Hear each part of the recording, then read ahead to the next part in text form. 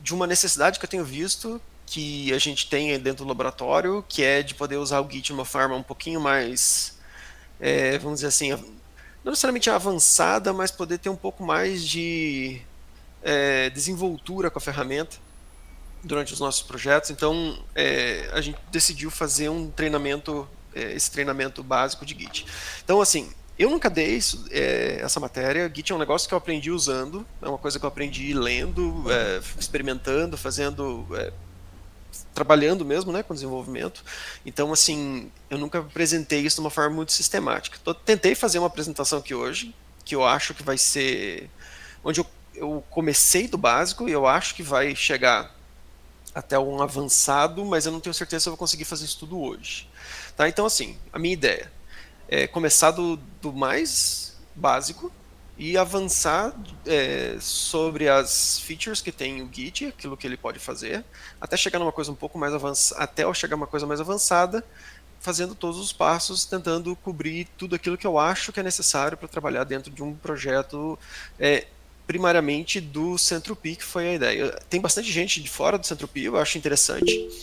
É, pode, pode falar, Márcio. Ô, Francisco, você lembra que eu tinha falado que o Igor estava querendo participar da aula? Lógico, uhum. Ele tentou entrar, mas não conseguiu. Parece que ninguém aceitou o link dele, né? Fala para ele entrar de novo, talvez eu não tenha visto aqui a coisa. Tá na outra tela que eu estava olhando para minha tela da frente. Então, a ideia é fazer esse nivelamento. O pessoal que está de fora do Centro-Pi, eu vou falar de coisas mais básicas. O pessoal que trabalha talvez com TI já viu o que eu vou falar hoje. Talvez aquilo que eu vou falar na próximo encontro seja mais interessante para quem já conhece um pouco de Git, mas eu vou fazer do início, porque eu acho que a gente tem que fazer pelo menos uma vez para fazer percorrer todo esse caminho, que senão é complicado nivelar todo mundo se eu não fizer a parte básica, tá? Lógico que se vocês tiverem coisas que vocês querem perguntar ao longo da aula, ao longo da conversa aqui, podem levantar a mão, podem falar, não precisa ficar esperando. A ideia não é ser uma aula, mas sim um workshop, um bate-papo, sei lá, alguma coisa assim, onde a gente está aqui, onde eu estou guiando uma conversação sobre a ferramenta, mas vocês têm possibilidade de participar, falando, perguntando, coisas desse tipo. Tá? Até me complementando, se eu estiver fazendo alguma besteira aqui, por favor, ajudem. Se vocês quiserem ir fazendo juntos também, executando as coisas que eu estou falando aqui junto comigo, é legal também, porque daí vocês vão testando na máquina de vocês e vão testando, achando erros, né? Porque às vezes o comando que eu estou colocando aqui tem alguma particularidade que está do meu ambiente que talvez no de vocês mude e pode gerar uma situação interessante para a gente debugar juntos e entender por que as coisas não bateram, tá? Eventualmente pode acontecer, não sei se vai acontecer, mas acho que é isso. Dito isso, tudo certo? Então tá. A gente pensou em caso a gente não chegue ao fim. Na verdade, com certeza a gente não vai chegar ao fim porque eu não preparei tudo que eu gostaria de falar. Então, com certeza eu vou querer fazer um segundo encontro, pelo menos. E a gente pensou em fazer isso segunda-feira que vem nesse mesmo horário, certo? Então, suponho que quem está aqui hoje poderia participar na segunda-feira no próximo horário, mas caso não consiga, eu vou gravar também e eu posso depois disponibilizar a gravação. Beleza? Então tá. O fato de eu falar e ninguém responder me dá gatilhos da pandemia, tá? O negócio é esquisito. Vamos lá.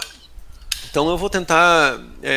Ô Chico, Fala aí, cara. eu não sei se as outras pessoas também estão assim, mas eu não tô vendo, eu não tô conseguindo aumentar a tela da sua apresentação. Como assim aumentar a tela? Tá tipo só um quadradinho pequeno, tamanho da cara das pessoas. É só pinar o. Ah, é porque o Ah, Paulo tá. compartilhou a Pronto. dele, daí acabou a minha sai do Forefront, eu não sei como que funciona. Dá o pin dele Verdade. que daí ele volta pro. Foi? Tá, foi. Show. Valeu. Quando eu troco, quando eu coloco o terminal, vocês veem também, né? Porque tá. Sim. Sim. Beleza. Então tá, vamos começar só filosofando um pouco aqui. Para que serve para que server, né? O Git que está ali.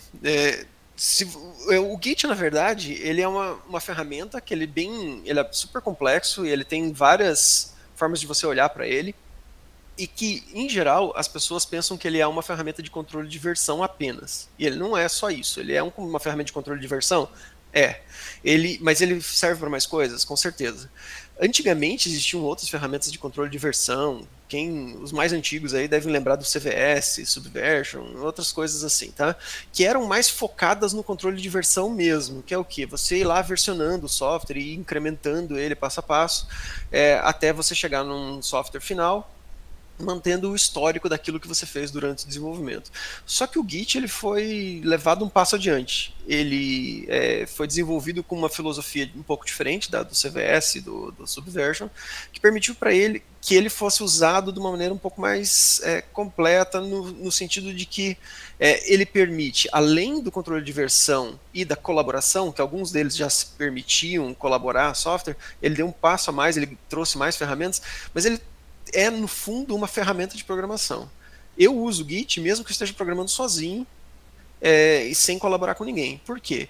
Porque eu vejo ele como uma coisa tão importante quanto um compilador e um editor de texto.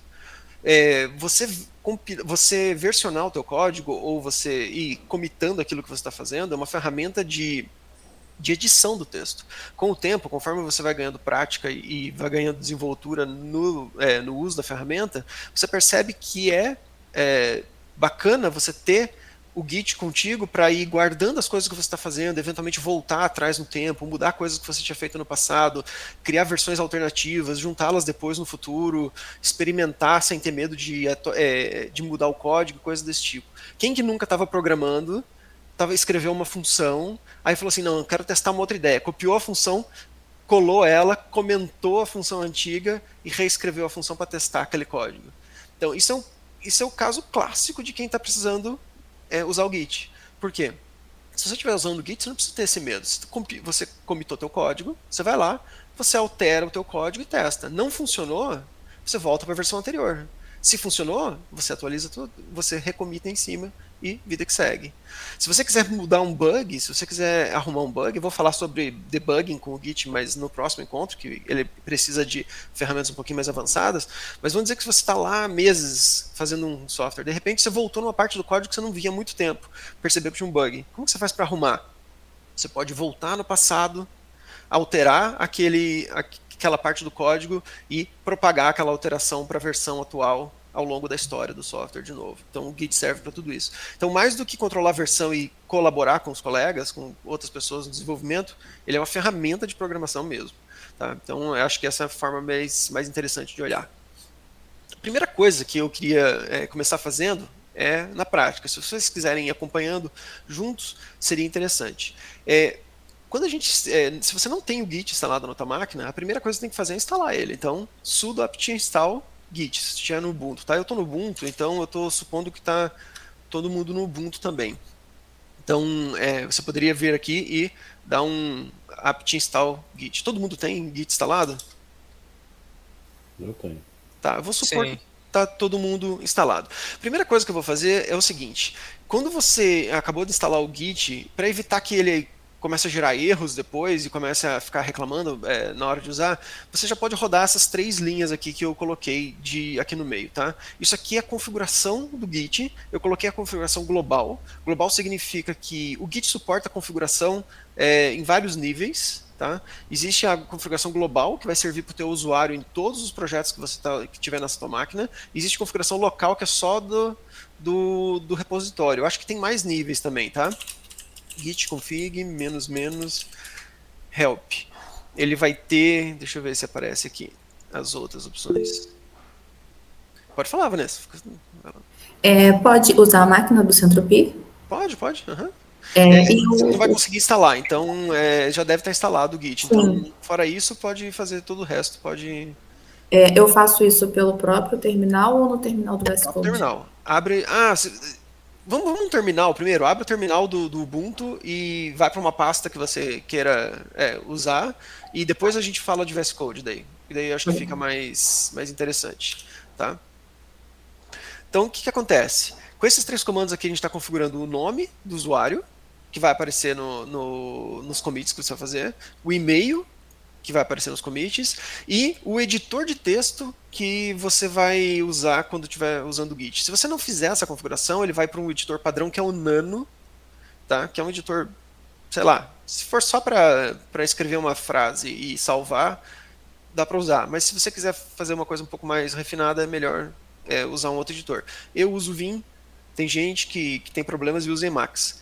Então, é bom você escolher o editor que você quiser. Então é só coloca lá o que você quiser. Então se você fizer isso, executar essas 3 linhas, o que vai acontecer é que vai aparecer um arquivo na tua pasta pessoal que vai ter isso aqui, tá? Essas linhas que estão aqui. Justamente porque é a configuração que o Git vai trazer para você. Tá? Feito isso, ele não vai mais reclamar das configurações. Git config -L também mostra as configurações, é outra forma de ver. Tá? Então o Git permite você editar as configurações nele mesmo e mostrar as configurações. Essa outra configuração que eu coloquei aqui, pager.branch, igual a false, parece que a nova versão do Git agora, quando você dá um Git log, dá um Git branch, por exemplo, ele está mostrando dentro de um pager, ou seja, em vez de ele está colocando como está aqui, ó, desse jeito, eu tenho que sair do editor, é como se ele abrisse um editor de texto, e eu prefiro que mostre simplesmente no terminal como se fosse um resultado, então eu achei melhor assim. Lembrem-se disso, porque depois se vocês quiserem trocar também, eu não sei qual é a versão do Git de vocês, é interessante. Mas quando abre um pager, aparece esse end aqui, significa que você está dentro de um ambiente ele está na verdade no Vim, então se você vier aqui apertar o Q, ou ESC Q, ele vai sair, tá? Que é o Git. Então, vamos começar fazendo um projeto. Primeira coisa é criar o nosso projeto. Uma coisa que eu quero deixar bem claro aqui logo no começo é que existe uma diferença entre o que é o Git e o que é o GitHub. Tá? Lógico, quem sabe o que são as coisas tá pensando que eu estou falando uma coisa óbvia, mas é que no começo pode não parecer. O GitHub é um site que usa Git para fazer alguma coisa. Git é a ferramenta que a gente está estudando aqui. Depois a gente vai ver como que ela se relaciona com o GitHub, mas GitHub é outra coisa, tá? Então, para usar o Git, eu não preciso de GitHub. Na verdade, nem existia GitHub quando já existia o Git. O GitHub é uma coisa que veio depois. Então, entrei numa pasta aqui no meu terminal e eu vou criar uma pasta qualquer. Eu vou chamar ela de Fib, obviamente vai ficar claro, mas essa pasta que eu criei aqui vai ser a pasta onde eu vou colocar os meus arquivos, onde eu vou criar o meu projeto, tá? Então chamei ela de Fib. mkdir Fib cria a pasta dentro do cara.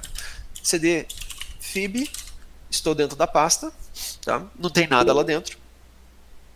Pode falar. Tá. Acho que só para avisar que no slide tá Fig. Tá cd Fig. Ah, tá, beleza. Pra avisar que o comando é Fib, né? Deixa eu ver aqui. Vamos já... Fib, e tinha um erro aqui atrás também, que era server.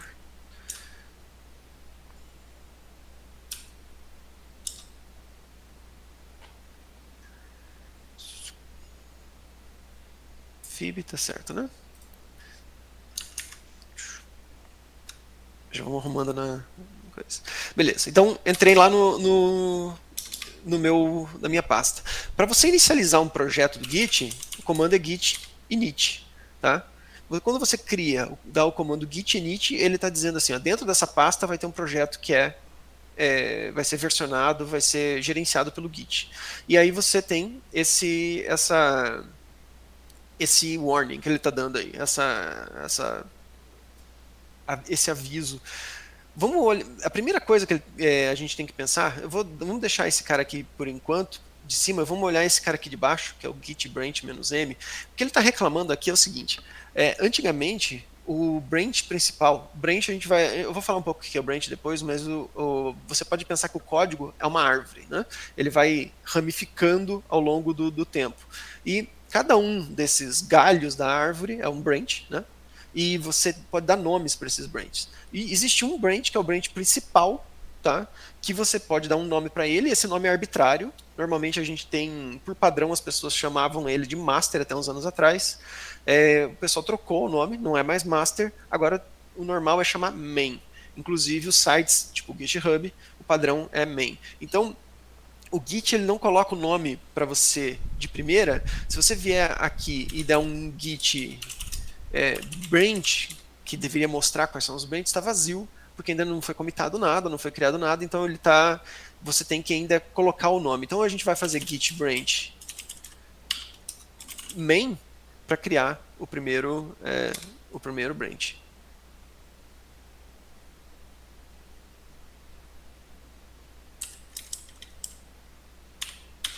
Tcharam. O menos "m" faz falta. Então, o que aconteceu até agora?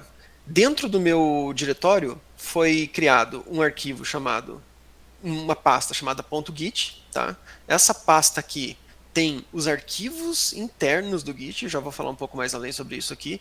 Essa pasta, se você der um ls nela, você vai ver que tem um monte de coisa lá dentro, que são coisas do Git. É o que ele usa para poder gerenciar o que está acontecendo dentro do teu projeto. No meu projeto ainda não tem nada. O ls sem o la, né? O a aqui é para mostrar tudo que está escondido. Se eu não passar o la, eu não vejo o que começa com ponto, então está vazio.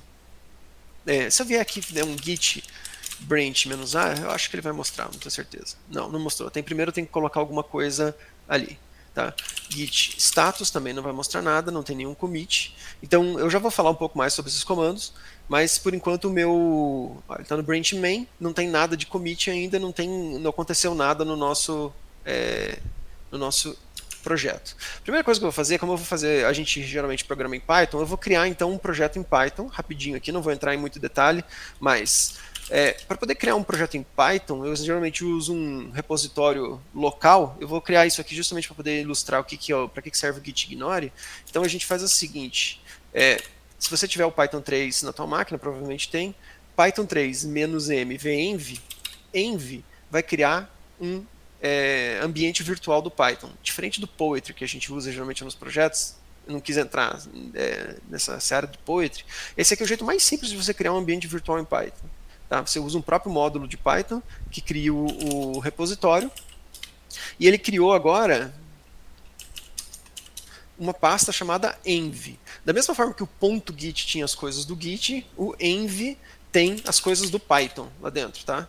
Essas coisas aqui são as coisas, quando você instalar um módulo, por exemplo, ele vai parar ali dentro.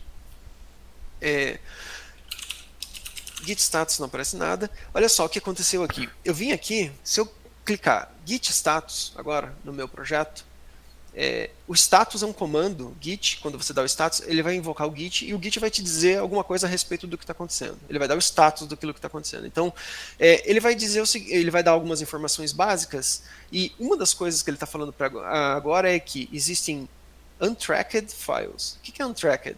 Untracked, quando ele está untracked, quer dizer que ele não está acompanhando aqueles arquivos. Ou seja, aqueles arquivos ainda não foram colocados para o Git gerenciar eles. Eles estão na pasta, o Git olhou, viu que eles estão lá, mas ele ainda não tomou conta daquele cara. Então aquele cara está à própria sorte ali dentro do diretório.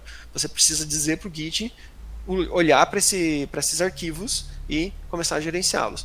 O problema é o seguinte, nesse caso aqui, o env é uma coisa que o Python gera. A gente não quer que o Git acompanhe isso aqui, porque ele vai gerar um monte de arquivo binário, um monte de texto, coisas que você faz instalando o Python e os módulos do Python, isso aqui não podem ir para o repositório do Git.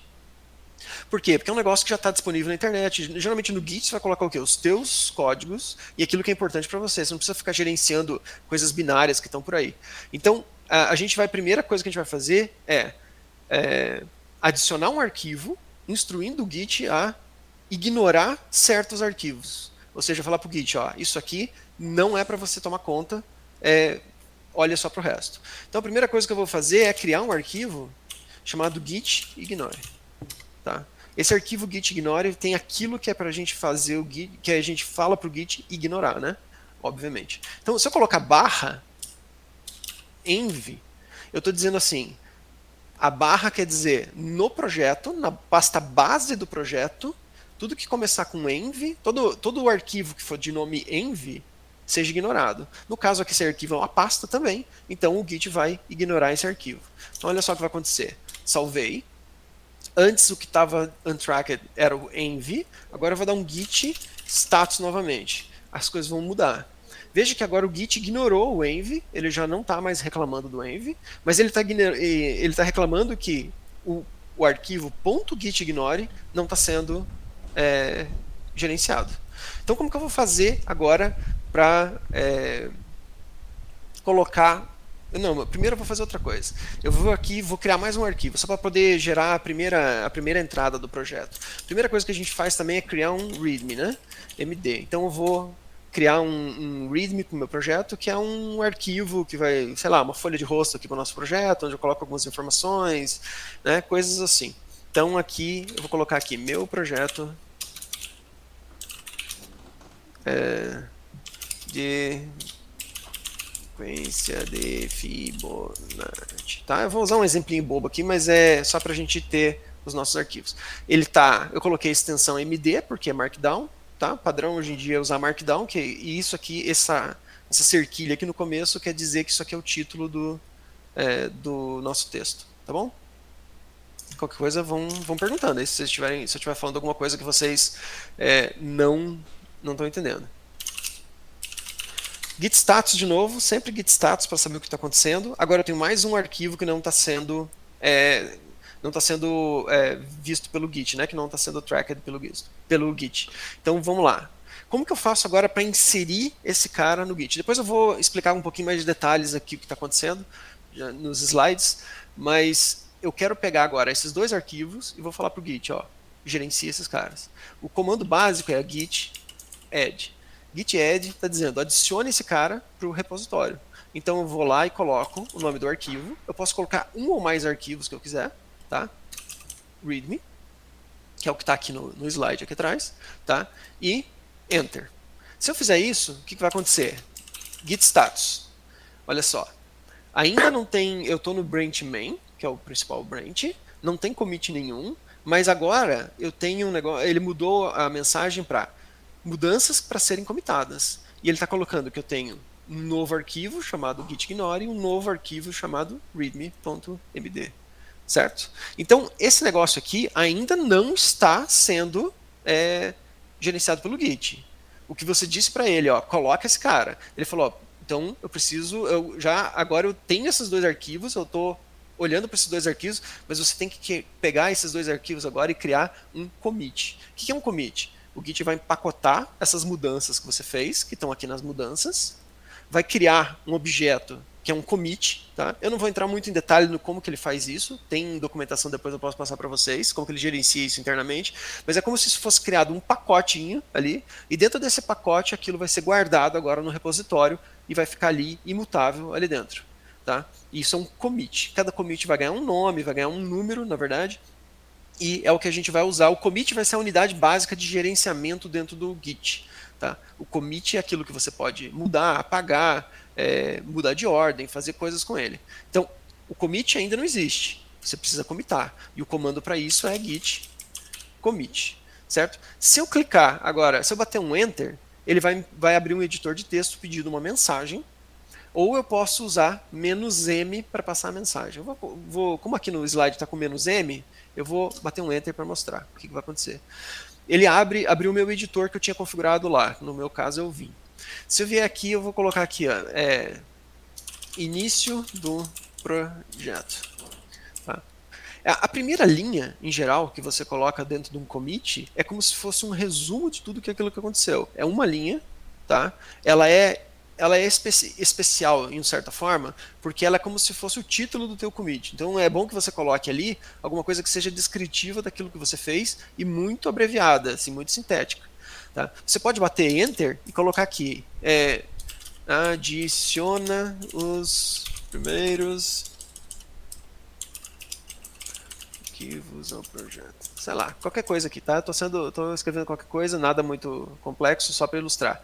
Esse cara vai continuar, essa mensagem vai fazer parte do teu commit como uma mensagem, mas ela é um pouco menos importante do que a primeira linha, porque a primeira linha é o que vai ganhar destaque quando você olhar as coisas no repositório. Tudo que estiver começando com cerquilha aqui vai ser jogado fora. Tá? Então isso aqui não serve para nada. Ele vai automaticamente jogar fora. Aí agora eu pego esse arquivo, salvo e saio do editor e foi criado um commit. Tá?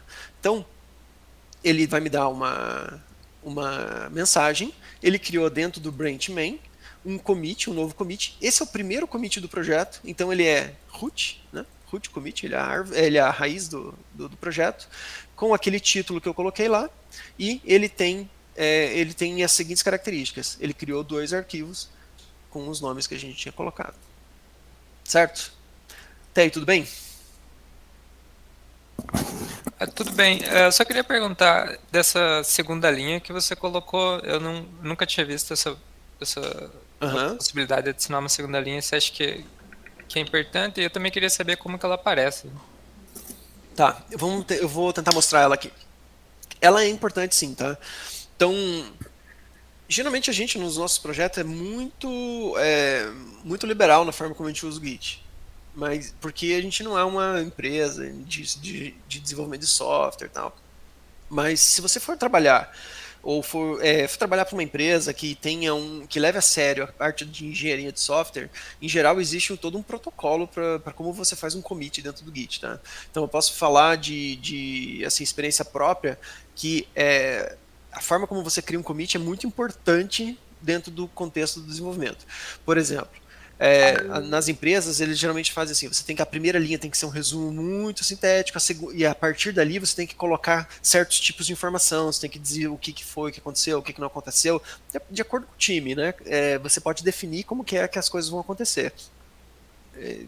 A gente não faz isso porque a gente tenta manter as coisas mais simples possível, mas dentro de um ambiente mais onde a engenharia de software é mais forte, geralmente essa parte que vem depois da primeira linha, ela é importante para manter a documentação do código, e gerar uma forma de... A ideia é que você possa olhar essas mensagens e entender o que está acontecendo. E quando o software é muito complexo, essas coisas acabam tendo que ter um nível de complexidade alto também, tá? Eu posso depois procurar mais informação sobre isso se você quiser, tá?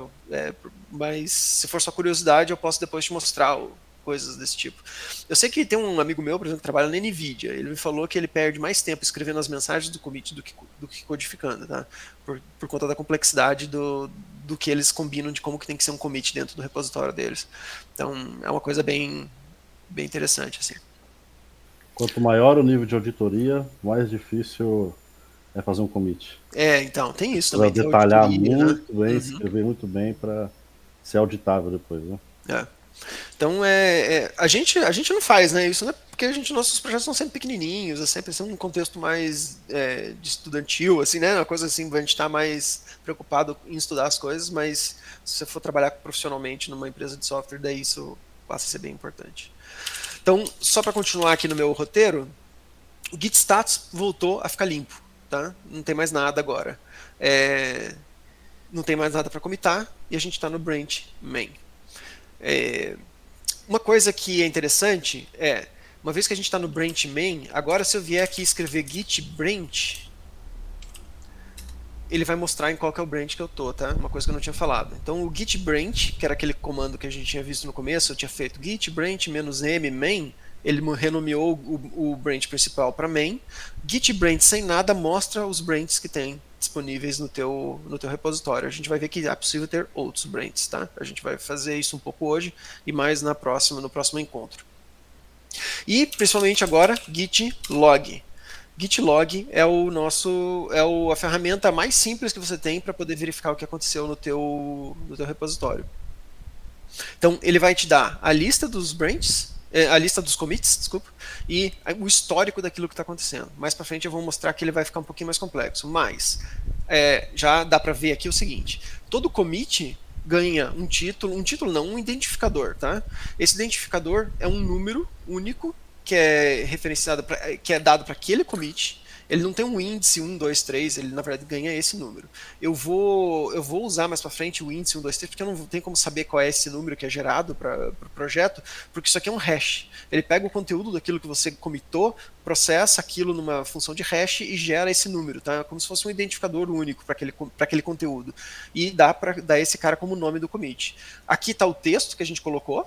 Aqui apareceu então, Otávio, aquelas outras linhas, né? Normalmente a gente tem um jeito de fazer o git log e mostrar só a primeira linha, tá? Que é o que o VS Code acho que mostra. Mas nesse caso, por padrão, ele mostra tudo. Ele mostra quem foi o autor, né, nome e e-mail, por isso que eu falei para configurar o nome e e-mail no começo, e a data e horário daquilo que foi feito. E, principalmente, aqui tem duas informações interessantes. Esse commit, tá, é o head, cabeça, e também ele está no branch main, tá? E a gente vai ver o que quer dizer isso. Head, no caso, é quando você está aqui no teu console, você está trabalhando, você sempre está apontando para alguma parte da árvore do código. O código é uma árvore, a gente vai ver que ele tem vários ramos. Você sempre está apontando para um lugar. Quando você está o lugar para o qual você está apontando é o que a gente chama de head, né, que é a cabeça. É o lugar onde se você commitar, é onde ele vai adicionar um novo commit. Tá? Você pode trocar esse lugar, você pode movimentar essa cabeça, e você pode alterar lugares diferentes do código, ou da história do Git, né, da árvore do Git. Tá? Mas isso a gente vai ver um pouquinho depois. Então, só para ficar claro o que aconteceu aqui. Tá? O Git ele tem 5 espaços que são importantes de conhecer. O primeiro espaço é o que a gente chama de stash. Eu ainda não usei ele, não vou usar hoje. Eu vou usar ele na próxima aula. Tá? Stash. Esse cara aqui é mais para você programar mesmo. Isso aqui é uma ferramenta, o Git Stash é uma ferramenta de programação, usado para resolver erro, coisas assim. Então eu vou usar ele na próxima aula. A gente tem também o que a gente chama de Workspace. O Git Workspace é o lugar onde você está editando os seus arquivos. É a pasta na qual você está trabalhando. Tá? No nosso caso é a pasta fib, aqui que eu coloquei. Certo? Essa pasta é o teu Workspace. Existe um outro lugar que é chamado o index. Tá? O index ele mora dentro daquela pasta .git em algum lugar lá dentro. Que eu não sei exatamente onde é e não preciso me preocupar, porque é o próprio Git que gerencia o conteúdo desse cara. Existe o repositório local, que também mora lá dentro dessa pasta .git, que é a própria pasta .git. Tá? E existe o repositório upstream. Tá? Upstream é aquilo que está fora da máquina, está em outro lugar, que é o que seria um remoto para a gente trabalhar. Eu também vou falar um pouco sobre isso. Então, como que foi? Vamos olhar o que a gente fez no nosso projeto. Tá? Depois que a gente já tinha dado git init. A gente primeiro editou o arquivo ignore. Não existia nada, não existia .git ignore. A gente foi lá, vi.git ignore e criou o arquivo. Ele criou um arquivo dentro do workspace, dentro da minha pasta. Certo? Uma vez que ele criou o arquivo dentro da minha pasta, ele vai ficar lá, e se você der um git status, ele ia aparecer. Se desse um ls, ele ia aparecer, e como se você desse um git status, ele ia falar que aquele arquivo não estava sendo gerenciado. Depois eu fui lá e criei o readme. Ele foi lá e criou o arquivo readme na pasta. Quando eu vim e fiz git add.gitignore, o que ele fez foi copiar o conteúdo desse arquivo para o index. Tá? Então o index é como se fosse um temporário, um lugar temporário, como se fosse uma cestinha lá onde você vai jogando coisas lá dentro. Tá? Essa cestinha vai capturando tudo que você está colocando dentro dela para depois você poder empacotar na forma de um commit. Então fui lá e mandei um git readme também. Ele apareceu lá também. Então tem uma cópia. Quando eu dou o git add, eu vim e copio esse arquivo para cá. Eu venho e copio o readme para lá. Veja que se eu vier aqui alterar o git ignore nesse momento, o conteúdo dele não altera dentro do index, é de fato uma cópia. Tá? Aí eu venho aqui, dei commit "-m", qualquer coisa, qualquer mensagem. O que vai acontecer? O Git vai pegar tudo que está dentro do index, empacotar e jogar para dentro do repositório local na forma de um commit. Então ele criou o primeiro commit, que tem um número lá que eu não sei qual é, eu coloquei número 1 aqui porque é o primeiro, tá? Mas é aquele hash que foi criado lá no outro que eu mostrei para vocês, que era aqui no git log, que é esse número aqui, tá? E aí ele commit. E o commit agora ficou no repositório local, tá? Então localmente o repositório agora tem aquele teu commit. Tá claro isso? O que aconteceria, já falou lá, Ricardo, se eu tivesse alterado o git, se eu tivesse nesse ponto aqui, alterado o git ignore ou o readme, e depois, sem dar git add, feito git commit. O que teria sido comitado era o que estava no index, e não o que está no workspace. Tá? Então isso tem que ficar claro. Aquilo que você mexe é o que está no workspace. Git add coloca dentro do index. Git commit tira do index, coloca no repositório. Certo? Fala lá, Ricardo. Essa cópia do workspace para o index é uma cópia literal, de nível de bloco, ou é só ponteiro? Não, eu acho que é uma cópia mesmo, é uma cópia de arquivo. Então, ou seja, o tamanho do workspace ele vai ser efetivo, o tamanho do disco, né, do espaço ali, e gigas, enfim, vai ser o tamanho do Index também. Vai crescer junto.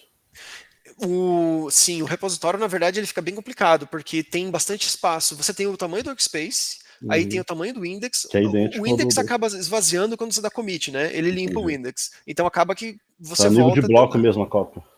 Eu acho que ele copia o arquivo. Eu não acho que é o caramba. bloco. Ele faz uma nova cópia, ele cria outro bloco com. É um outro bloco, é a faz cópia isso. do bloco, é de um lado pro outro. Isso. Ok, caramba. E daí o que acontece é que o repositório local mantém cópias também, então ele pode estar duplicado com o workspace. Dá para compactar o repositório local, tem um comando de compactação, mas deixa um pouco mais ineficiente as coisas, então tem que ver. Mas é por isso que é bom não ficar comitando coisas binárias, por exemplo, porque senão você começa a comitar, colocar coisas lá dentro. Mas de fato, eu acho que é isso.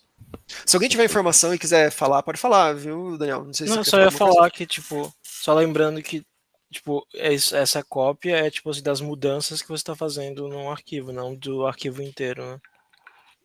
Tipo, ele Não sim, é. ele só É do copia arquivo inteiro. o bloco do arquivo inteiro? Não é o É do arquivo arquivo. inteiro. Não é. O Git não Nesse usa. caso, tudo bem. Nesse caso, tudo bem. Aham. Mas Porque se foi o você está primeiro, né? alterando um arquivo, Uhum. você tem um arquivo e você altera ele, a próxima versão não tem uma cópia inteira do seu código Pior que igual. tem. Eu também achava que não era, eu achava que era só o diff, não é. O Git Tem replica o arquivo. certeza? Uhum. Dá uma olhada depois, eu vou procurar pegar na documentação, daí a Quando gente eu tinha conversa. visto, dizia que não, mas... Ele não usa diff para fazer isso. Ele copia o próprio arquivo mesmo. Mas eu também não, eu li, tava lendo isso hoje, na verdade. Depois eu te mostro, para você ver. Eu posso. Calma lá, deixa eu ver se eu tenho aqui. Mas você diz isso tanto para o index quanto para o repositório local? Quando você coloca uma coisa no index, ele faz uma cópia. Daí, quando ele faz o commit, ele gera uma coisa que tem vários arquivos lá dentro, que são os arquivos que foram modificados. Se você vier mudar de novo e copiar e fizer mais um add, ele vai ter uma nova cópia no index. E depois ele coloca uma nova cópia aqui dentro. E daí ele começa a replicar esse negócio. Quer ver? Deixa eu ver se eu acho aqui então. Já que a gente está discutindo isso, vamos colocar aqui.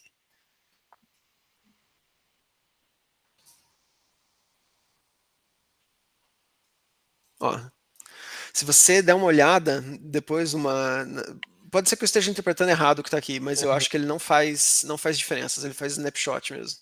Tá?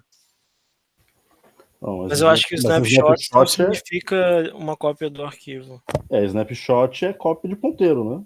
Ele cria um índice e faz os ponteiros só para modificações. Os arquivos que não foram modificados se mantêm como um ponteiro. Daí ele fica apontando para a versão anterior. Mas os arquivos que foram modificados, ele copia inteiro. Eu acho que é isso. Vai que o snapshot ele vai copiar. Foi o que o Daniel falou, né? Você tem lá uma quantidade de blocos X. O que alterou, ele cria um novo ponteiro apontando para os novos. Só copia só o que é o bloco novo, né? Então, ó, eu vou colocar aqui, ó. Depois a gente dá uma lida nesse negócio. Porque seria muito ineficiente. Pois é. Então, mas não é, ó. Olha aqui, ó. Ele fala que o Git é mais ou menos como se fosse um mini file system e tal. Ele fala sobre isso, tá? Ele coloca aqui que é um string de snapshots, tá? E que você. Ó, calma.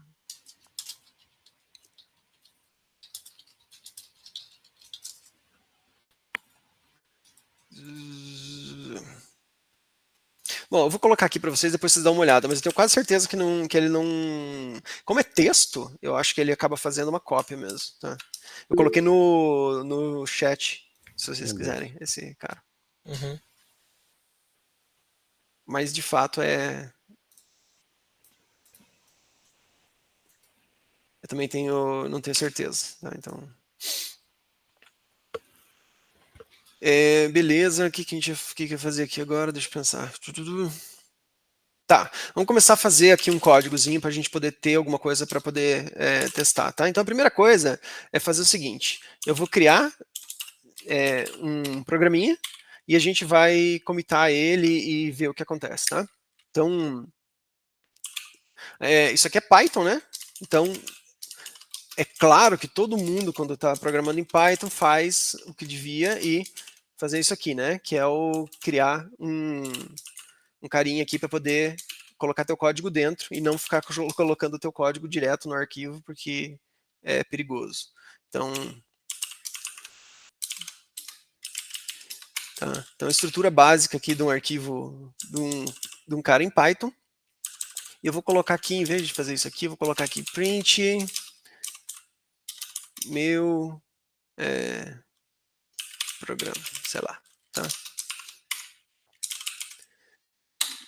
Agora, o que eu faço? Se eu quero executar esse cara, como eu tinha criado aquele ambiente virtual do Python lá, eu vou usar ele, tá? Source env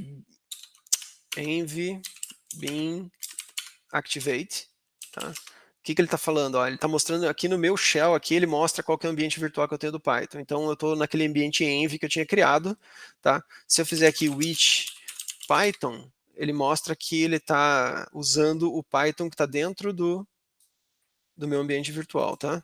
Então, Python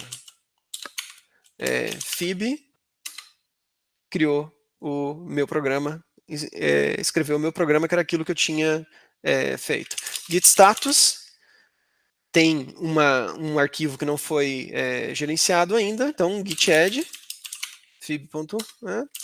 Git status de novo, git status de novo, novo arquivo, git commit. Agora dessa vez eu vou fazer aqui no terminal mesmo, só para não abrir o terminal, então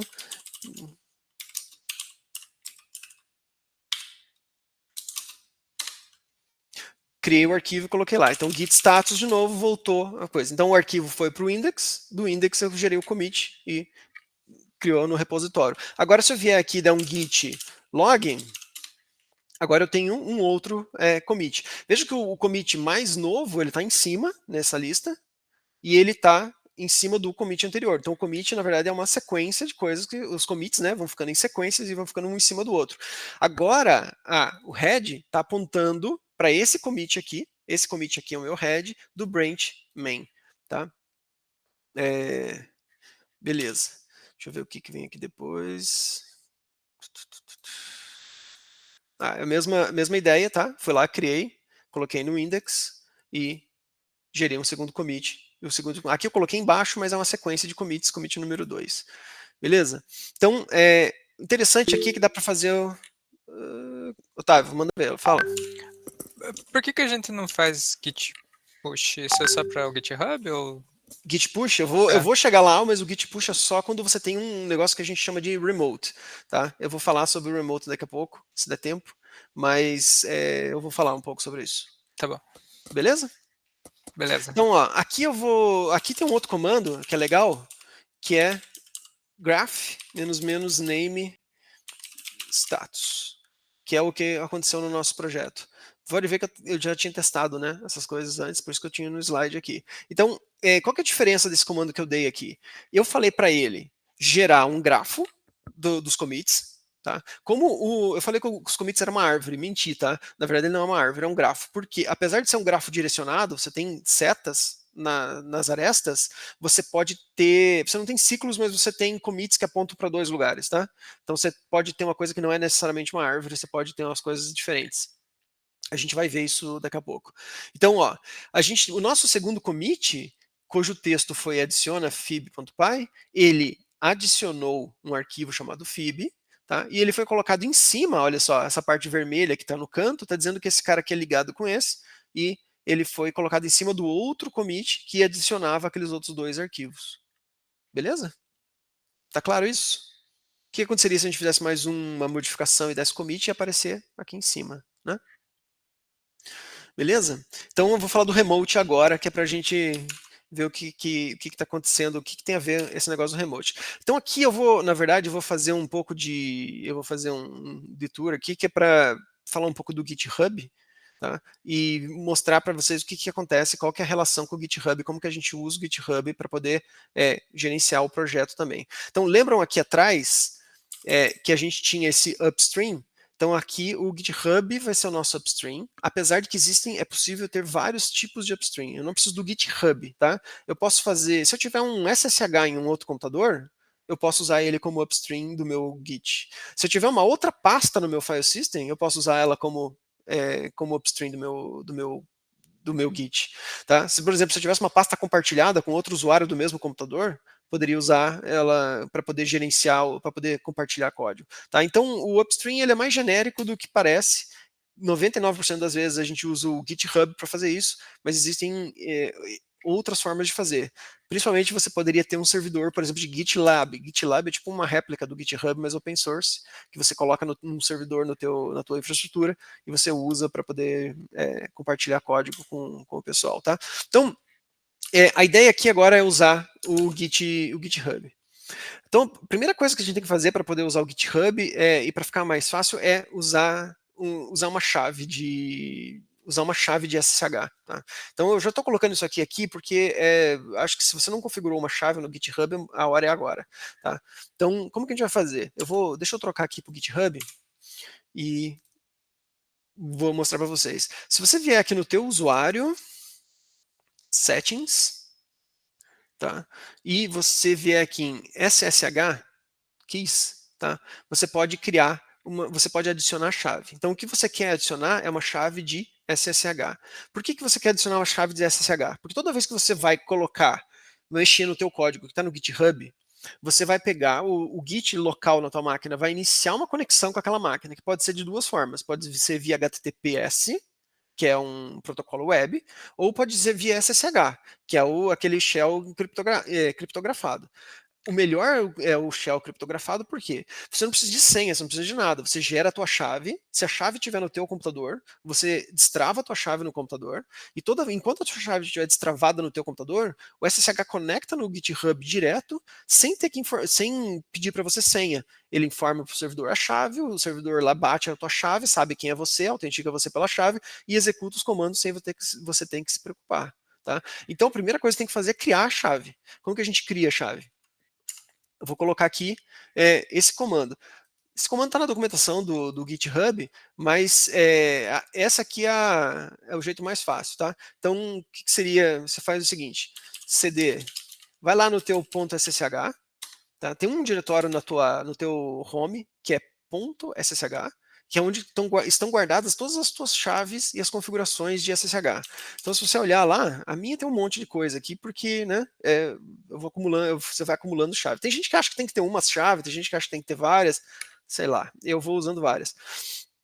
Então, aqui dentro desse diretório, você pode criar a tua chave. Então, o comando é esse cara aqui. Tá? Esse cara aqui é o comando para criar chaves. Se você vier colocar esse comando, você tem que substituir aqui pelo teu e-mail de verdade, tá? Sei lá, coloca aqui alguma coisa aqui, por exemplo. Sei lá, ganassim@impa.br, que é o meu e-mail. E essa parte aqui, -t, é o algoritmo de criptografia, tá? Normalmente as pessoas usam RSA, que é a chave pública e privada, né, com números primos e tal. Esse ED aqui, eu não sei, acho que é números elípticos, sei lá, uma coisa assim. Mas esse é o padrão do GitHub agora, que o GitHub tem usado. Então, eu estou usando ele também. -f, o nome do arquivo que você quer criar. Então, sei lá, eu vou colocar, não sei se eu tenho um GitHub aqui, mas eu vou colocar teste. Mas se você estiver fazendo aí, deixa só github.ed mesmo. O que vai acontecer depois que você colocar isso? Ele vai pedir uma frase, uma senha, uma passphrase, que você pode pensar que é uma senha, tá? Geralmente eu coloco uma coisa um pouco mais complicada do que simplesmente uma senha. Mas aqui não vou colocar nada, eu posso deixar vazia se eu quiser também, mas ela vai ficar sem não, vou colocar uma coisa aqui. Vou colocar, sei lá, uma coisa boba aqui, tá? Repete, uma senha bobinha, e ele criou a chave. Tá? Veja que agora foi criado aqui dentro um arquivo com esse mesmo nome que estava aqui. Então, aqui está o teste github.ed. Se você der um cat nesses arquivos, teste git.pub, essa aqui é a chave pública, e sem o pub é a chave privada. Tá? A privada é uma coisa que você não compartilha com ninguém, nem com a sua mãe. Esse aqui você tem que deixar guardado as 7 chaves. A pública é a que você passa para os outros. Então, para você autenticar, para ele saber que você é você, o GitHub vai ter a tua parte pública. Quando você for autenticar, ele vai bater com a tua chave privada e você consegue fazer a autenticação. Certo? Então, ó, como que você vai fazer agora no GitHub? Você vai copiar esse texto aqui da chave pública. E você vai vir aqui na sua chave SSH e vai criar uma nova chave. Você dá um título aqui, eu vou colocar teste, porque é essa aqui que eu coloquei, vou colar aquele cara lá. E salva. É só isso. Tá, o meu GitHub tem esse negócio de autenticação, 2 fatores. 8, 5, 8, 9. Isso. Verificou. E agora tá lá, tá? Teste. Beleza? Então, o que eu faço aqui agora? O nosso objetivo, o que era? É pegar o código que a gente tinha feito e colocar ele no GitHub agora. A gente quer subir esse código lá para o GitHub. Eu coloquei aqui um negócio que é para vocês, se vocês quiserem copiar, que é um negócio que é uma configuração do SSH. Se você vier aqui e editar um arquivo config dentro desse diretório, você configura como que o SSH vai funcionar. Eu colocaria pelo menos isso que eu coloquei aqui no slide, tá? Depois eu posso passar o slide para vocês. Se vocês quiserem, eu posso copiar também dentro do... Copiei aqui no chat, tá? Por quê? Esse cara aí, ele serve, ele coloca alguns padrões, alguns defaults assim para o SSH que são bons, para compartilhar tela, janelas, tempo de keep alive, uns negócios assim, e também ele configura que para o github.com vai usar aquele arquivo que a gente gerou dentro aquele arquivo que a gente acabou de gerar, tá? Por padrão, se você só tiver uma chave no teu computador, ele vai usar ela, ele vai tentar jogar ela para frente para autenticar. Mas como se você tiver várias, é bom dizer para qual chave, para onde serve cada uma das chaves. Beleza, pessoal? Até aí tá tranquilo? Tranquilo. Essa parte eu não fiz porque eu já tenho uma chave, mas Tá, aquele dia eu acho que dá pra obriguei seguir, todo né? mundo a criar uma chave lá, É, né? Então, Aí, beleza. Então, essa parte tá tranquila. Eu vou acabar nem usando aquela outra chave, mas aí é o seguinte, vamos voltar lá pro GitHub. Não devia ter voltado. Aqui no GitHub. E a gente pode vir aqui agora e olhar. E vamos criar um novo repositório, tá? Sei lá, eu vou chamar de FIB, só para manter o projeto. Escolhe se é público ou se é privado, esse teu novo repositório, eu vou colocar privado, tá? E não coloca esse cara aqui, certo? Se você colocar esse cara aqui, ele vai criar um novo repositório com arquivos dentro, e daí você vai ter que fazer algumas coisas que eu não vou cobrir aqui na aula. Deixa ele assim, sem nada, ele vai deixar vazio o teu repositório. Ele está do mesmo jeito que depois que a gente fez o git init no nosso local. Não tem nada lá, tá? Ele está num estado onde ele está aberto a receber novos arquivos. Se você clicar criou, ele cria o teu repositório, e a gente tem que executar essa parte de baixo aqui, que é mandar um repositório já existente para aquele lugar. Tá? Então eu só vou copiar esse cara aqui e vou explicar para que serve. Então eu venho aqui, vou colocar no meu repositório e vou dar esse comando. Esse comando aqui está dizendo para o Git remote é para você informar para o Git, é para você trabalhar com a parte remota do Git, tá? Esse remote serve tanto para mexer no Git, tanto para adicionar um remote, como para modificar um remote, como para deletar um remote, tá? Então a gente vai criar um remote, a gente vai adicionar um remote chamado origin. Esse nome é arbitrário, você pode dar o nome que você quiser. Por padrão, as pessoas usam origin, mas você pode ter mais de um remote. E daí daí você vai ser obrigado a dar outros nomes. Por exemplo, você pode ter o mesmo repositório que aponta tanto para o GitHub quanto para, sei lá, um outro Git qualquer, e aí você dá um nome para cada um e você usa, tá? E a URL para acessar aquele cara é essa aqui. Como a gente está usando o SSH, a gente já configurou a chave, a gente usa git@github.com, que vai ser o usuário desse SSH Git com o github.com. Quando ele informar a tua chave, ele já sabe quem é você, e o repositório vai ser o meu usuário, Ganassim, /fib.git, que é o repositório do Git, que está lá no GitHub que a gente colocou. Bati um Enter, opa, eu não estou no repositório que eu estava trabalhando, tá? Por isso que ele deu esse erro. Então agora eu voltei, né? CD- ele volta para onde eu estava, né? Que era os meus arquivos, e vou dar esse comando, git remote. Se eu vier aqui escrever git remote -v, ele vai mostrar o que está aqui. O "-v" é verbose, tá? Quer dizer assim, mostra com bastante detalhes aquilo que tem. Olha só, ele tem um origin, com o nome origin, ele cadastrou um remote com aquela mesma URL, que serve para dar o comando fetch, ou seja, para pegar coisas, tá? E com o nome origin também, ele cadastrou um repositório que serve para dar push, ou seja, para jogar coisas para dentro do GitHub, tá? Nesse caso aqui para o remote. Beleza. A gente não precisa do comando do meio, porque o nosso branch já se chama main, tá? Então o que a gente precisa fazer agora é dar um git push no nosso repositório. Então, ó, git push, nome do remote e o branch no qual a gente vai dar o push. Aquele "-u" é porque é a primeira vez e ele serve para sobrescrever o que está lá, tá? No caso. Então, git push, ele abriu aqui uma, não sei se vocês estão vendo isso, apareceu para vocês, né? Então, ele está pedindo a minha chave, tá? A senha que eu coloquei para a chave. Uma vez que eu coloquei ela, ele destravou a minha chave e agora foi, ó. O que ele fez? Ele pegou e mandou o meu branch main para o main lá do remote. Ele é novo, né? Porque ele acabou de criar esse branch lá no remote, tá? E agora tem um branch chamado origin/main, que é um branch main lá no remote origin. Se eu vier aqui e der um branch -a,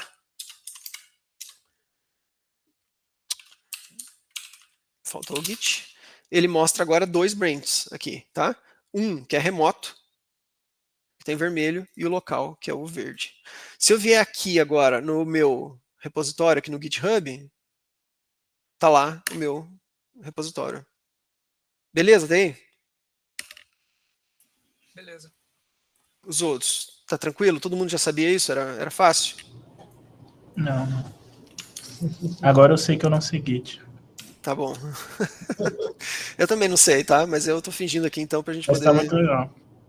Beleza, vamos lá. Vamos... O que eu fiz aqui agora? Não sei. Ah, tá. Quando o que a gente tinha localmente era isso aqui, tá? A gente tinha o nosso workspace, o que a gente tinha era o repositório local. Quando a gente fez o git push, o que ele fez? Copiou os commits lá pro repositório remoto, tá? Ele foi lá e jogou uma cópia dos commits para lá. Beleza? Então, agora eu vou fazer o seguinte. Vamos fazer um processo de um ciclo de edição e mandar o resultado lá pro GitHub para ver o que acontece. Tá?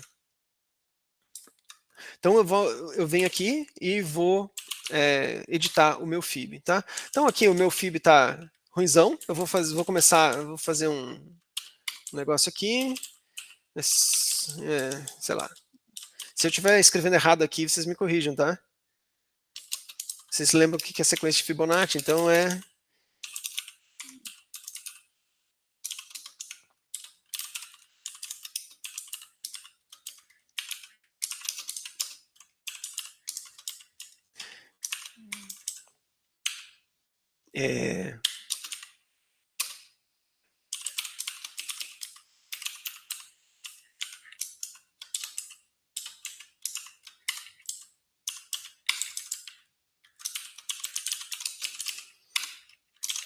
beleza. E aqui eu tenho que chamar, né? Sei lá, só para versão mais simples possível. O que ele faz? Calcula a sequência de Fibonacci para um número inteiro qualquer. Beleza? Daí tá tranquilo? Nada demais, né? Tranquilo. Python, fib, 1 tem que dar 1, 2 tem que dar 1, não, tem que dar 2, porque o 0, né? Aqui do jeito que eu coloquei lá ficou 0. 3 tem que dar 3, 4 tem que dar 5, 5 tem que dar 8. E assim por diante, tá certo, né? Se eu fizer fib 10, interessante aqui né, já tomando um detour completo aqui, se eu fizer aqui 20, esse negócio já começa a ficar bem... Cadê o time? Quanto que deu aqui? 20, 50... Esse negócio aqui é exponencial, né? O tempo desse negócio. 0.12 segundos para fazer com 30, o número 30. Mas ele calculou aqui bonitinho. Beleza. Git status. Git add. Opa, modify não. Fib, que é o meu arquivo, modifiquei. Uma coisa legal também que eu não esqueci de colocar ali. Eu tenho que colocar git diff. Aqui sim tem a ver com aquilo que a gente estava falando antes, que é o que mudou no meu programa, tá? Git diff. Se você fizer git diff sem ter feito add, ele vai comparar o que está no workspace com o que está no último commit, no head, tá? No commit que você está. Então, ó, ele está comparando o que está no... que ele está chamando de index aqui, mas ele está comparando 2 commits, tá? O atual e o que estava lá no cara. Ele vai pegar... O que eu fiz no meu arquivo? Eu eliminei 2 linhas e coloquei essas outras linhas, adicionei uma no início, tirei esse cara aqui e coloquei esse cara aqui de baixo. Então, esse arquivo aqui é um arquivo de diff, tá? Ele é a diferença entre o que tinha antes e o que tem depois. É como se fosse um delta, né? Uma diferença entre os dois caras. Tá claro isso? Git diff. Sim. Tá. Então, eu já tinha dado add, né? Git status. Fala aí, pode falar, Arthur. Tá dando pra ouvir? Chico, esse diff ele é inteligente o suficiente para, por exemplo, identificar quebra de linha, coisa assim? Eu tenho que ficar me preocupando se eu adiciono espaçamento, comentário, essas coisas assim? Ou ele tem um certo nível de inteligência nesse sentido? Tá. Pergunta mais ou menos. A resposta é mais ou menos. Assim, ele, por padrão, se você der um espaço numa linha, ela já é. Quer ver? Ó, ela já é uma diferença, tá? Ó, git diff. Deixa eu ver. Ó, essa linha aqui tá em branco, não mudou, certo? Ela não tem nem mais nem menos na frente, ela está aqui só para me dar um contexto daquilo que eu estou lendo, tá?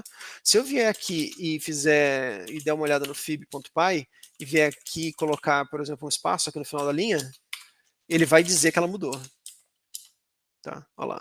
Agora o if está lá. Então por linha, ele é burro, tá?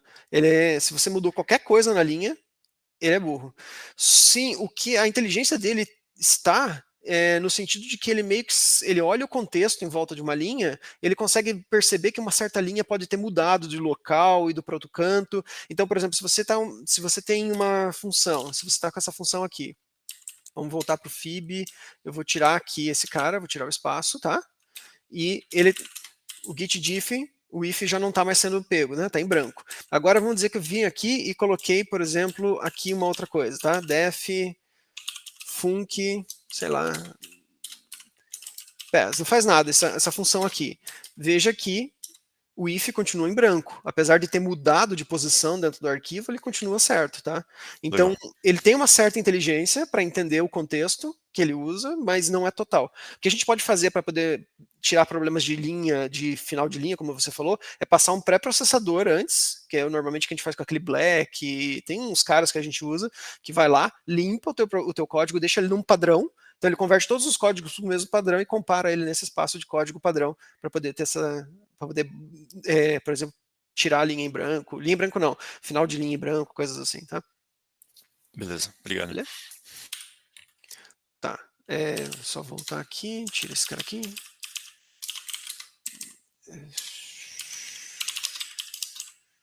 Fib, git status, agora tá lá. Se eu fizer git diff agora, pode ver que veio vazio, tá? Por quê? Porque ele estava comparando, ele compara o que está se você colocar ele no índice, ele compara o cara que eu tenho atual com o que está no índice e daí não tem diferença nenhuma, tá? Quando não tem nada no índice, ele compara com o commit anterior. Então acabou aparecendo alguma coisa. Vou lá, git commit, -m.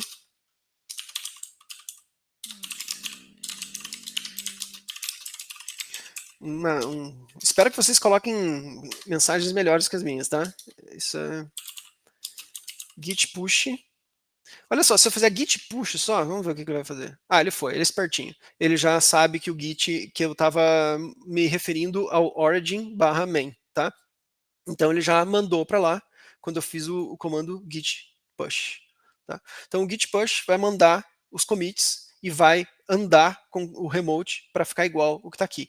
Tem detalhes nisso, tá? Eu vou falar sobre esses detalhes um pouco mais na aula que vem, que o remote ele tem que sempre ser fast forward, que a gente chama, tá? Acho que é fast forward. Ou seja, o remote ele só admite que você ande na história para frente. Localmente, você pode mexer na história, pode mexer no passado e alterar. Só que se você alterar o passado no teu repositório local, quando você vai dar push, ele vai reclamar, ele vai dizer não pode. Você alterou a história do repositório, então você não pode mexer. O que muita gente faz é dar um push menos force, que vai lá e arrebenta o que está acontecendo lá. Essa é a solução ruim, porque você tem alguma coisa errada que você não devia estar fazendo, tá? Então, a gente vai ver um pouco mais sobre isso no próximo encontro. Beleza? Então, só para poder para voltar ao que eu tinha feito aqui, a gente tem agora aqui o nosso git log. É o que está acontecendo, é o que está aqui, ó. A gente tinha o primeiro commit, alguns outros commits. Aqui está o 4, porque eu acabei não fazendo um commit que eu tinha planejado. E a gente tem o nosso branch main, tá? apontando para esse cara, e a gente tem o head que está nesse mesmo commit. Então essa aqui é uma representação aqui em caixinhas do que está acontecendo. Um commit sempre aponta para o anterior, tá? Então eles estão, é um grafo direcionado ali, né? Que é o que está acontecendo aqui. Então agora, a gente tem tempo ainda? A gente tem mais um tempinho, tá? Então o que eu vou fazer aqui agora é criar uma nova versão desse código, porque essa versão desse código aqui ela é muito lenta, tá? Eu fiz um código aqui, vocês devem ter percebido, isso aqui é recursivo, como eu chamo a própria função aqui várias vezes, esse negócio é extremamente ineficiente. Então qualquer pessoa com bom senso vai falar, pô, esse negócio aqui é ruim, vamos criar uma outra versão. Só que eu não vou sair mexendo no código naquele branch do main. Eu vou fazer um exercício aqui de desenvolver esse negócio em outro branch para poder mostrar para vocês como que a gente faz normalmente para trabalhar com outros branches em vez de ficar mexendo sempre no main e evitar e usar isso como uma ferramenta de desenvolvimento. A primeira coisa que eu tenho que fazer é criar um novo branch.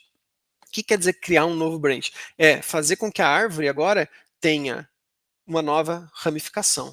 Então eu faço isso com o comando git branch, tá? É o próprio comando.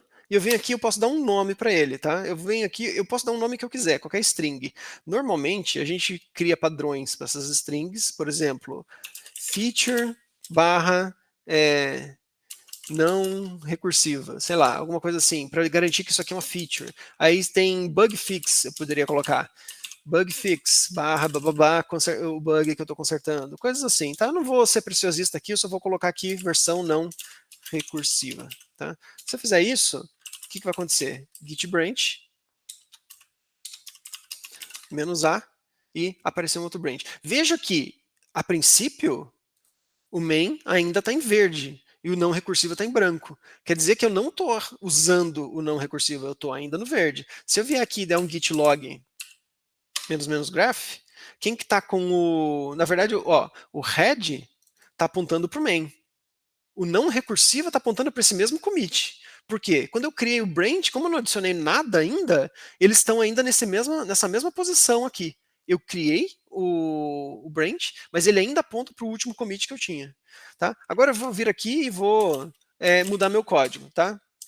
Sei lá, como que ficaria esse cara aqui, a mesma coisa. Não, vou colocar aqui, sei lá, buffer. Vou colocar um buffer. Bonito, tá? Se vocês... não recomendo variáveis globais, mas nesse caso aqui é tranquilo.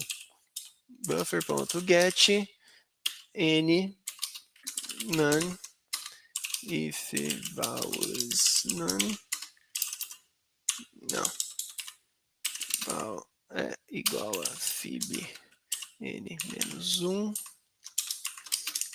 fib n-2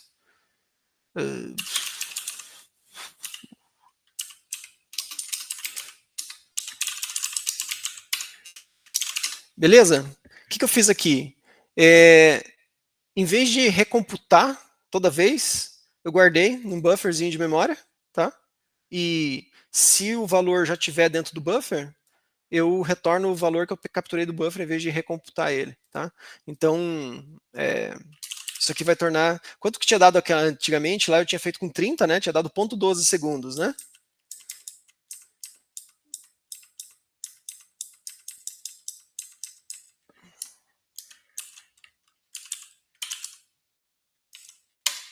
Tá, agora deu bem mais. Agora, naquela outra, se eu tivesse colocado 100, ele não teria nem computado. Agora eu já consigo computar. Beleza. Git diff, para ver o que mudou, aquilo que mudou. Git add. Opa! Detalhe, eu cometi um erro aqui que é mortal. Veja que eu estou no branch main ainda, né? Eu falei que eu não estava no branch não recursiva e saí editando, tá? Como eu ainda não coloquei nada, não comitei nada, eu posso vir aqui e simplesmente mudar de branch. Como que eu mudo de branch? Git checkout não recursiva, tá? Eu devia ter feito isso antes. Ó, mudei para o branch não recursivo. O meu shell aqui ele já mostra qual branch que eu tô. Então, git branch -a. Tô lá no não recursiva. Agora, git add fib, se eu adicionando o git, adicionando o fib, eu vou criar, eu coloquei lá no stage, eu vou criar um novo commit, git commit -m, versão não recursiva. Beleza? Agora olha só o que aparece aqui, git log -graph. Eu tô com o meu grafo mudou. Agora o meu grafo está parecendo esse que está aqui atrás, ó. Tá? Eu tenho uma nova história. O main continua aqui, apontando para aquele commit anterior. Mas agora eu tenho um novo branch, que é o não recursivo, que está apontando para esse último commit que eu criei. Aqui dentro do meu código, aqui essa história ainda parece uma linha, né? Porque eu não tenho nenhum outro ramo vindo para cá, por exemplo. Então ela parece como uma linha. Mas ó, o main que está aqui, essa setinha, está nessa altura, está nesse commit aqui, enquanto que o não recursivo, que é um novo commit, está nesse cara aqui. Até aí, tá claro o que aconteceu? Sim. É importante que esteja claro até aqui, porque agora eu vou fazer isso que está aparecendo. Eu vou vir aqui agora no commit anterior, que estava no main, e vou andar ele um para frente. Diferente desse cara aqui. Tá? Como que eu faço isso? Eu venho para cá, eu vou fazer o seguinte. Eu vou fazer git checkout main, e eu voltei para o branch main. Tá? Tô lá no main. Agora eu vou pegar e vou editar o arquivo de novo. Aqui eu vou pegar e vou fazer o seguinte. Em vez de fazer esse print aqui, eu vou fazer assim. F o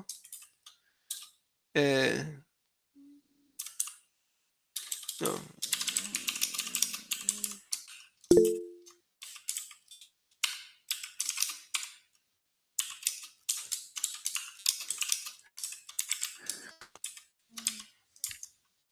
Ô, Vanessa, pode falar? Não precisa fazer um merge? Não, é isso que eu quero. Eu vou fazer isso depois, tá? Eu quero mostrar que é possível manter duas versões concorrentes do software, tá? Sem que elas tenham que ser unificadas, tá? Tá bom. Beleza. Então, ó, git diff. Olha só o que aconteceu. A única coisa que... detalhe, não sei se vocês perceberam, né? Eu já fui direto. Mas vejam que eu tô com a versão recursiva aqui ainda, né? Vocês perceberam isso? Sim. Tranquilo? Quando eu fiz quando eu voltei para o main, eu voltei para a versão anterior. Fui lá e alterei a versão recursiva. E agora eu tenho esse git diff, que é esse cara que está aqui, ó. Mudei só essa linha. Vou fazer um commit. Git commit -m print bonitinho. Tá? E tá aqui, esse cara. Eu tinha dado git add? Não. Então, git status, git add, fib, agora eu alterei, agora eu dei o commit, beleza? Olha só que interessante aqui agora, git log -graph. Tá, eu tô nesse cara aqui, -all. Olha só como que tá o grafo aqui agora. Ele tá parecido com esse que tá aqui atrás, tá vendo? Ó? Agora eu tenho duas pontas, ó, tá vendo que apareceu uma pontinha aqui, né? Então, ó, esse cara aqui é o não recursivo, que eu tinha colocado, e esse cara aqui é o main.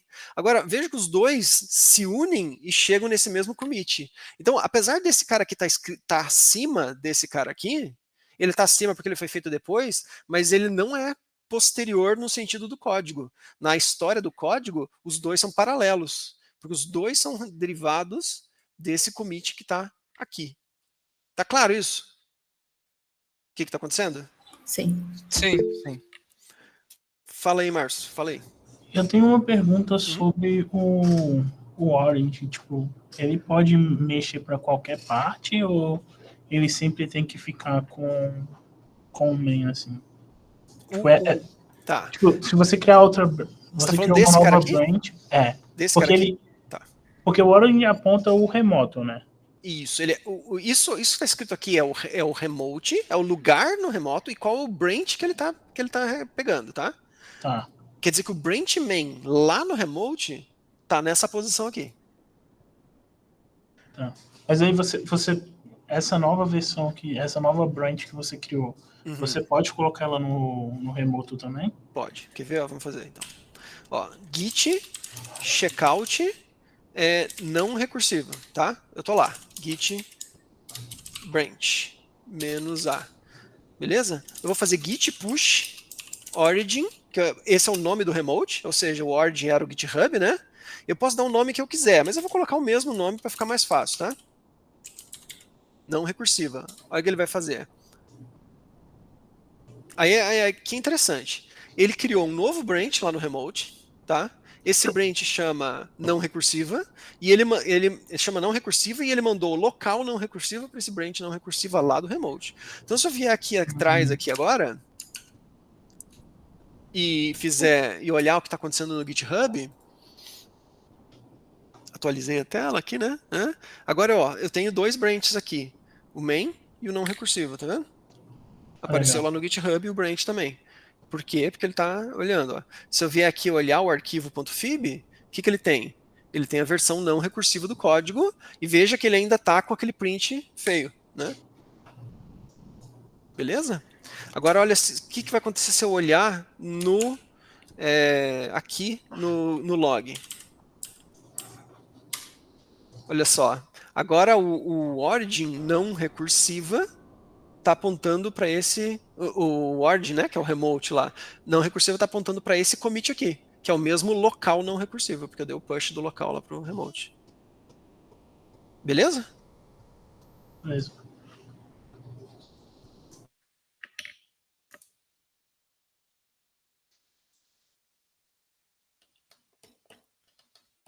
Tá. Agora eu vou fazer o seguinte. Tem duas formas de arrumar esse negócio, tá? Para ficar mais simples aqui, eu vou fazer o seguinte. Eu vou fazer uma coisa feia, grosseira, para quem está dando um curso de Git, mas eu vou fazer o seguinte. cp-r fib, tá? E vou fazer o seguinte. Eu vou só fazer uma cópia aqui para não estragar o que está acontecendo agora, para depois não ter que ficar... Porque eu não quero fazer comandos para poder mexer na história e para desfazer o que eu vou fazer, é mais fácil fazer uma cópia por enquanto. Depois, aula que vem, quando a gente fizer branching avançado, daí a gente consegue desfazer as coisas que a gente está fazendo, tá? Mas por enquanto eu vou fazer o seguinte, como que eu faço agora para unificar as duas coisas que eu fiz? Que era mais ou menos o que a Vanessa tinha perguntado. Será que eu não tinha que fazer merge? Existem duas formas de fazer. Uma se chama rebase e a outra é merge. Elas são diferentes, tá? São duas operações diferentes. O rebase serve para uma coisa, o merge serve para outra. Mas nesse caso, o efeito das duas é parecido. Elas me dão um jeito de juntar as duas coisas. Lembra que o que tinha aqui no anterior? Eu tinha uma modificação aqui e uma modificação aqui. Como que eu faço para conseguir? O que eu estou dizendo? Né? Como que eu faço para conseguir um código que tenha as duas modificações? Que é o que eu quero. Eu quero unificar o que foi modificado. Eu vou fazer o seguinte.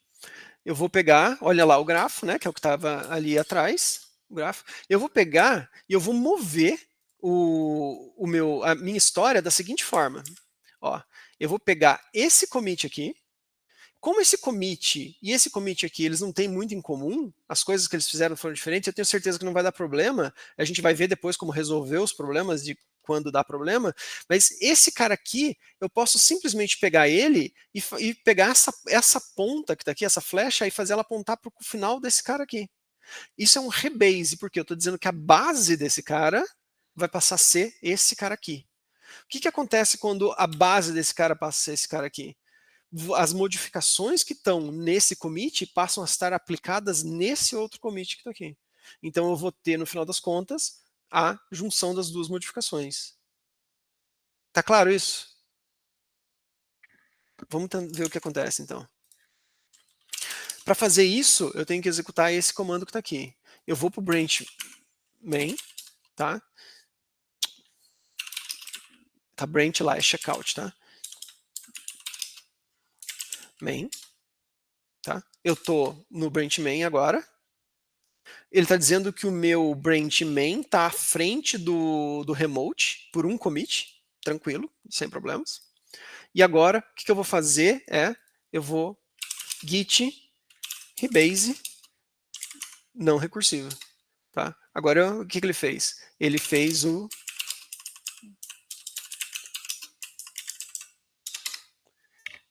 agora a história passou essa aqui. Agora o meu main está apontando para o final do não recursiva. Então ele pegou e de fato fez aquela modificação que a gente colocou. Como que ficou o nosso código? E aqui é a parte mais interessante, né?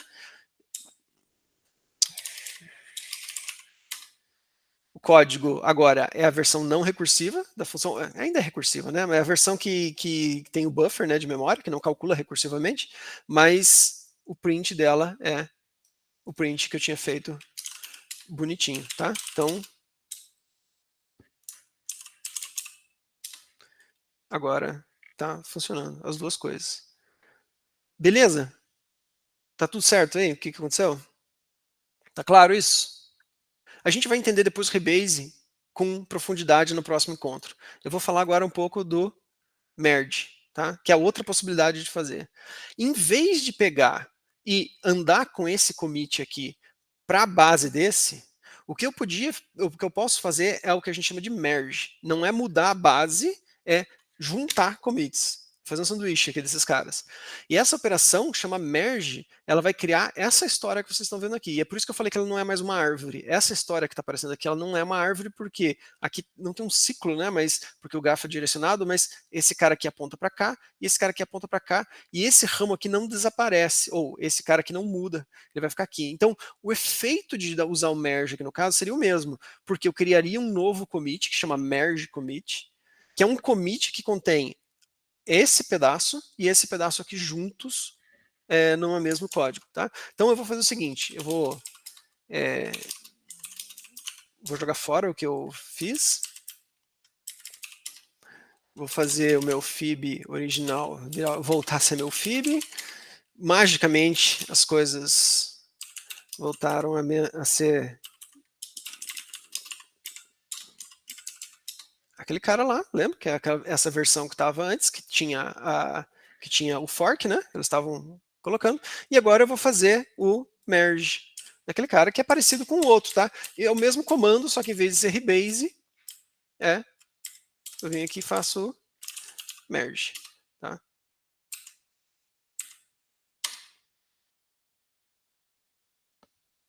Eu fiz merge? Ah, tá. É porque se eu tô no branch não recursivo e faço um merge não recursivo, ele tá fazendo merge com ele mesmo, não faz nada, né? Na verdade, o que eu tenho que fazer é git checkout main. Agora eu tô no main. E agora sim, eu vou fazer o merge. Quando eu faço o merge, veja que quando eu fiz o rebase, ele não me perguntou nada. Ele simplesmente foi lá e fez me deu o resultado. Aqui ele está me pedindo para colocar um texto. Por quê? Porque esse cara aqui, quando você faz o merge, ele cria um novo commit de merge. E esse commit, você tem a oportunidade de escrever coisas aqui, dizer por que você está fazendo merge, né? E, em geral, você vai preferir fazer o merge em cima do rebase quando você tem que resolver conflitos. Quando você não tem conflito nenhum, que você sabe que a história está bonitinha, é só aplicar uma coisa em cima da outra, você faz o rebase. E daí você não precisa fazer nada. Então, quando você vai ter que resolver conflito, melhor usar o merge, e daí você já tem a oportunidade de descrever aquilo que você fez. Aqui eu não fiz nada, tá? Então eu vou manter essa mensagem que está ali. Vai lá, Márcio, pode falar. Quando você faz o rebase, mas tem um conflito, ele não faz ou ele força algo? Ele não faz. O rebase, a lógica do rebase é que ele vai voltar, ele vai pegar o pedaço que você quer fazer rebase, que pode ser um ramo da árvore, ele vai voltar, ele vai lá na ponta onde você está pedindo para fazer rebase e vai começar a aplicar um commit em cima do outro, vai na sequência, começa a jogar os commits. Se ele encontrar um erro num desses caras, ele vai parar naquele caso, vai perguntar para você quer continuar? O que você quer fazer? Ele vai te dar a oportunidade de alterar localmente. Aí você pode alterar ou voltar atrás e ignorar, né? E voltar atrás para o que estava e cancelar o rebase. Se você quiser fazer a modificação, ele vai criar um novo commit naquele ponto onde ele parou, com a modificação que você fez e aplicar o commit anterior que ele estava tentando e falhou. Aí, se você arrumou de fato, vai dar certo. Daí ele vai para o próximo. Se falhar, ele vai fazer de novo, e assim por diante. Então, é como se você fosse aplicando os commits em sequência, tá? O rebase. E o merge, então, imagina assim que você deu um problema, você está aplicando 10 commits, estão num ramo e em outro ramo. Se der conflito, pode ser que dê 10 conflitos, um para cada um dos commits que você tem, e daí você teria que 10 vezes arrumando. Nesse caso, é muito melhor fazer um merge. Por quê? Você vai pegar o que você tem, aquilo que você quer juntar, você vai falar, junta. Ele vai te dar todos os problemas de uma vez só, você arruma todos os problemas, e manda ver o commit, e termina o merge e você tem a versão final com os conflitos todos resolvidos, numa operação só, tá? Então, tem que saber, tem que olhar para a situação e descobrir qual que é melhor. Beleza? Fala aí, Otávio. Você vai mostrar depois como a gente resolve esses problemas? Vou. Eu não vou fazer isso hoje, eu vou fazer na próxima, tá? De resolução de problemas, porque é um negócio que é bom fazer com calma, eu acho que a gente tá no horário já, né? Tá. Então, acho que 3 horas era o limite aqui, mas deixa eu ver o que faltou aqui ainda. Ah, já estava no meu slide final aqui, tá? Então, o que eu vou fazer no próximo? No próximo encontro? Eu vou falar sobre Git Stash, que é uma coisa que eu não falei, para que serve. Eu vou fazer Git Branch, vou fazer um negócio mais avançado. A gente vai ver como fazer para poder mexer na história do repositório, fazer várias histórias, como que você mexe as coisas, como que você pega pedaços de um código, coloca em outro. Tem várias formas de manipular o código. E eu quero fazer, inclusive nessa parte, eu quero fazer a parte de resolução de conflitos, que eu acho que é uma das partes mais importantes, e também como usar o Git para fazer debug de código. Como fazer para voltar na história, procurar um bug, arrumar, propagar as modificações para depois, coisas desse tipo. Beleza? Beleza. Então, assim, se vocês tiverem alguma dúvida que ficou, já anotem ou me mandem primeiro, sei lá, pensem aí durante essa semana, que tudo aquilo que vocês quiserem que eu fale na próxima, eu tenho uma semana aí para pesquisar, arrumar e preparar, tá? Então, Oxi, fala aí, só Marcelo. uma dúvida. Você vai deixar disponível as coisas, tanto o slide quanto a aula? Posso deixar, sem problema. Uhum. Bom, obrigado. Eu vou... Quem quiser os slides, me manda um e-mail, então, que eu compartilho daí. Tá bom. Aí quando... Bom, não sei, qual que seria a melhor forma de compartilhar esses slides aqui? Seria... Acho que talvez Eu acho que mandar nos talvez você vai users. deixar vídeo... Se você for deixar a videoaula também, talvez a melhor coisa seja compartilhar um link tanto com o slide tanto com o vídeo já. Tá bom. Beleza, então. Eu vou pegar o vídeo, eu vou arrumar ele, daí depois eu compartilho tudo, então. Eu mando pra vocês. Obrigado. Beleza, pessoal? É isso. Mais alguém quer perguntar mais alguma coisa? Falar alguma coisa? Então, nos vemos na próxima edição. Acho que o Paulo estava gravando, né, Paulo? Daí depois você me manda daí o link, daí? Vou interromper aqui agora, finalizar a gravação, aí eu compartilho contigo. Beleza, muito obrigado. Vai fazer a conversão aqui. Ah, tá. Uhum.